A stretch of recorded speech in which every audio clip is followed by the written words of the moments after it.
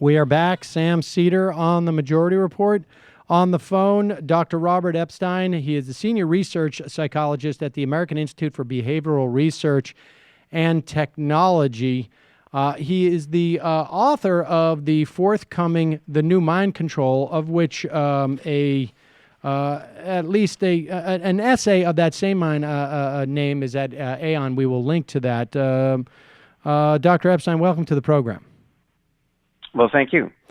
So give us a sense of the research, how you started this research. What was it that, I guess, premised your researching this question of whether or not the internet has the ability to influence or even flip elections? Well, I had been looking at some of the literature on how search rankings affect consumer choices, and there's actually a pretty big scientific literature on that, and it's quite interesting. People are very, very much impacted by where something is listed in search results. That's why 50% of all of our clicks go to the top two search results. Basically, in higher search results are better than lower ones, and we all learn that pretty quickly. And so we end up buying things that are listed higher. And I began to wonder whether that trust that we've developed in search rankings would apply to more than just purchases. And I wondered whether it could affect our opinions, our attitudes, our beliefs about different things. And so specifically, Ronald Robertson and I decided to see whether high-ranking search items could affect how people vote. And we began a series of experiments, and that was a few years ago. And we were pretty shocked by what we found. Well, tell us about that first experiment, and then so that we get some context to register the surprise that I had when I read your piece as to how much influence that what you call search engine manipulation, or SEAM, how much influence that has on someone's decision for whom to vote. Sure. Well, in the very first experiment, we had about 100 people from the San Diego area. It was a very, very diverse group, though, and we recruited people to kind of look like, the average American voter. So we had the full age range and, a very, very diverse group. And we randomly assigned people in that group to different subgroups. In one, they ended up doing an online search in which the search rankings favored one candidate. And in the second group, search rankings favored a second candidate. And the third group, the search rankings were all mixed up. They didn't favor either candidate. So that's your control group. And now, are these fake candidates? Yeah. Are these fake candidates, American candidates? Well, these are real candidates. These are real search results and real web pages. But we chose deliberately in that first experiment, we chose to use the 2010 Australian election for Prime Minister. We did that because we wanted to make sure that the participants in our experiment would all be undecided, because it's undecided voters that really determine who wins an election. And that's how we decided to handle that issue. We used real election material, but that Americans would be unfamiliar with, so that by definition they'd all be undecided. And when I say search rankings favoring one candidate or another, that means that if you click on a search result, you link to a web page which makes one candidate look really good compared to another. And we thought that using this method, we could probably shift people's voting preferences by 2 or 3%. At least that's what I thought. And that's not what we found. We found that we were able to shift people's voting preferences by over 48% after they conducted just one online search in which they're seeing again, real search results connecting to real web pages, but we're controlling the order in which the search results appear. So that got us very concerned, and I thought, frankly, that we had made a mistake somehow in our procedures. So we replicated this phenomenon, which we ended up calling SEAM, as you said, which stands for Search Engine Manipulation Effect. We replicated it repeatedly, time after time, different groups, eventually with a national study in the U.S., and then eventually we even went to India and did this with real voters in the middle of a real election. And over and over and over again, what we found was that people trust those search rankings so much that if high-ranking items on the list make one candidate look better than another, that shifts all kinds of preferences, including how much they trust the candidate, how much they like the candidate, and whether they'll vote for the candidate. So, there's a problem here because in real life, when, there's real elections, for whatever reason, search rankings do end up favoring one candidate over another. For, why that's happening, we can discuss that, but that's what, the search engine is all about, is putting things into an order. And when it puts things into an order, one candidate rises to the top. And in a big country, that can shift millions of votes toward that candidate. Another thing we discovered in these experiments was that people are unaware of the bias that they're seeing. Because when we use a search engine and we do a search and we get search results, we kind of turn off our bias detectors. We expect the search engine to put things into an order. We expect it to put, the good stuff at the top. So we're not looking for bias. So in our experiments, people could not detect bias. So in other words, that means search rankings can shift votes around without anyone knowing that they're being manipulated. I want to go back to some of the questions I had about like just even the concepts that you use for undecided voters, but Sure. in terms of but I want to stay for a moment in terms of that not being able to detect bias. What is it that when we approach a search engine, when we interface with a search engine, what are the assumptions that we have? That it's like nature? Or do we have some level of consciousness of like how much savvy do people generally approach a search engine with?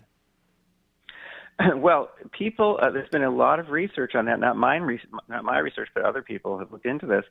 People are very, very trusting of search engine results because we believe that they're very objective and that they're impartial because we know somehow or other that they're done by a computer program.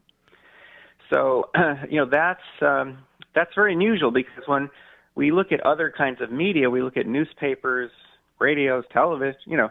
We know there's bias. We know everyone's got their own angle on things, and there's a lot of competition in those worlds. But when it comes to search results, there's almost no competition, and we just naturally assume that what we're seeing is very, very objective, is impartial, is unbiased, and that's part of the problem here. That's one of the reasons. That's one of two reasons, it turns out, why SEAM is such a huge effect. That is why it affects people's opinions, so dramatically. Because you're just so vulnerable. I mean, that's what I mean by nature. It's like, I guess when it rains, it doesn't ever contemplate to me that there's a rain machine out there. It's just like, it stinks, it rains. And in terms of politics, like, I'm not going to go to the polls today. I don't contemplate that it's because it's rainy. I don't want to get wet, and I'm not that into this election, and so I'm just going to stay dry. Right. I mean, that concept fascinates me, but I'm curious as to the when you take, let's say, the Australian elections as a measure. I mean, I know you did this in India, but I wonder, like, how much of this is how much does undecided voter, at least in the context of your experiments, line up with uninformed voter? So in other words, like, if I go in with no knowledge whatsoever, I would imagine this would have a much greater impact on me than even if I'm undecided, but I have some foundational knowledge of both candidates. or maybe it changes also if I have foundational knowledge of one candidate but not the other. Well, you're quite right in in your conjectures there, but we've actually been studying this issue now recently, and again we're getting surprised by what we found. For example, in the big study we did in India, there the familiarity level with the candidates was extremely high because we did it right in the middle of their big their big election there that they had in 2014. So on a scale of 1 to 10, the familiarity level with the candidates was over 8. Whereas when we did the stuff in the U.S. using the Australian election, the familiarity was like, 1 or 2 on a scale of 10. But even high familiarity level does not protect people from this kind of influence, it turns out, because we still got a very, very large shift in India with real voters who are highly familiar with the candidates. And with more recent research we've done, which is in conjunction with the national elections in the UK last year, and we've moved on. Actually, we've done a lot of new research on this.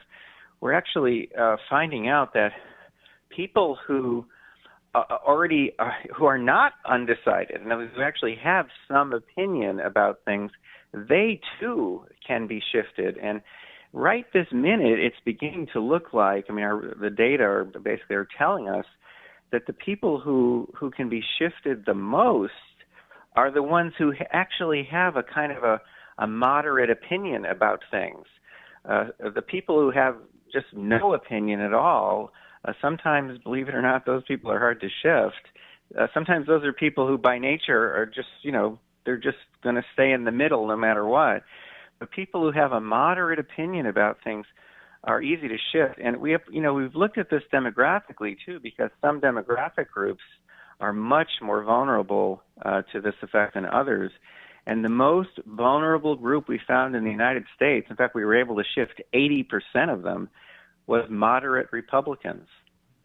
So people with moderate views on things, believe it or not, they seem to be the easiest group of all to shift. Very trusting of search rankings. And again, they'll just move very dramatically in one direction or another based on what's higher in search rankings. That both of those things fascinate me. What both the fact that a moderately informed person or moderately, I guess, engaged is easier to shift, and a moderate Republican would be easiest to shift. What do you have a sense of what accounts for that? We're just starting to learn about that aspect of things. So many aspects of this, Sam, have just surprised and shocked, and then surprised and shocked me again. As we have done this research over the years, this is very new territory. This discovery of this phenomenon is really a major discovery. It's one of the largest effects ever discovered in the behavioral sciences, and we're kind of in every aspect of it. We've been working from scratch, trying to learn how it works. One thing that we've learned in just in the last few weeks in recent experiments is that SEAM not only impacts voting preferences, it impacts decisions people make, opinions people form about apparently almost everything. The 3 experiments we just completed showed that we could shift people's opinions about artificial intelligence, whether it's dangerous or not, about fracking, whether it's dangerous or not, about whether people are born gay or not, or whether they have a choice. We think, again, pretty much everything that we form opinions about is affected by search results if people use the internet, and if, of course, if they're using a search engine. Let me just put a flagpole in and say the AI issue, the artificial intelligence, that's terrifying, right? Because ultimately it's going to be AI that's going to be so you're going to be indexing those search results. That's how they'll come and get us, right? That is so insightful what you just said, because I'm actually about to publish a piece in which I raise this issue. No. This is a creepy question. The question. Well, is, it's a creepy scenario too. I got to tell you. Well, what is the this source of influence, right? What if this is a kind of a mind control machine? What if it doesn't want us to think bad things about it? What if, you see what I'm saying? What yes, if no, I know exactly what you're saying. Right, exactly. What if it wants to influence our feelings about, the mind control machine itself? How do you defend yourself from that kind of thing? Well, I mean, to a certain extent, right? I mean, theoretically, if I'm Google and I control in the United States 80% of the search market and 90 some odd percent worldwide, I've got to have at least some. I mean, look, I have all the data, right? Like I know what gets a click on that first page. And so I've got to know at least part of what you now know, even before you knew it as a researcher. And, I got to have a sense of like, are people looking up Bing? Are people looking up stories about other search engines? Are people looking up, is Google evil? These type of things. And I can imagine I might, get with our PR department and say, hey, is there a message you want us to get out there about Google? I mean, theoretically, right? There's no reason why that couldn't be happening now. You don't need a machine may have even that much more incentive to make sure that nobody, starts sniffing around the central machine. But Google really is in some way, right, that machine at this moment. See, what you are saying is just sheer genius. I have to compliment you because you're getting it. You're seeing, how big this problem is. It's not just that this effect is so large. It's in the hand of one company that wants us to believe that this is an awesome company that can do no wrong, and they've got this means of controlling our opinion about everything, including our opinion about the company. Well, I got to tell you that as soon as this interview is over, I'm going to search you on Google and see how far down on the page you are. My guess would be you're like on page 47 at this point. Hi, I'm Sam Seder, and this is an Ann Coulter doll. You should not be immigrating here. Stay in your country and hate us. For smart progressive talk and a little bit of this and even a little bit of that. Mission accomplished. Subscribe to our podcast. Subscribe to our YouTube channel and like us on Facebook to get some of our best video clips.